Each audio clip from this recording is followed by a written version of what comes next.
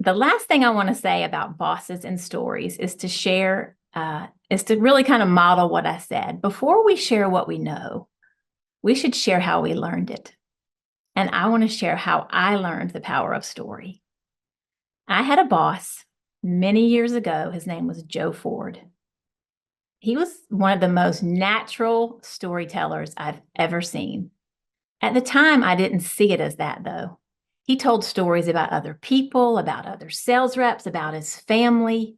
He always had stories. It took me a while to realize what Joe Ford was doing.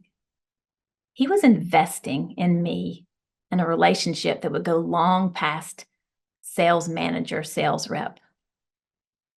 And about 2.5 years ago, I was able to lean over and kiss him on the forehead about 4 days before he passed away.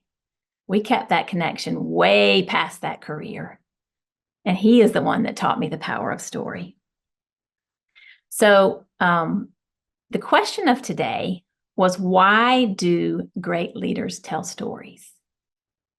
And I think I partway answered it, but I want to put a little bit more clarity around it. And then, as I said, hear from you all.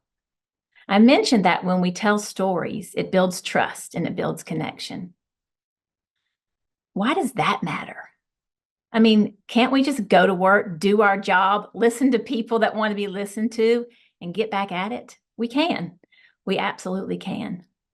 But when times are tough, do you know what happens? People leave and bosses leave. There is a lot of focus out there around retention.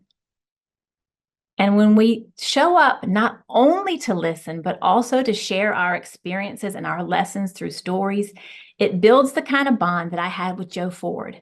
I would have walked through glass for that man.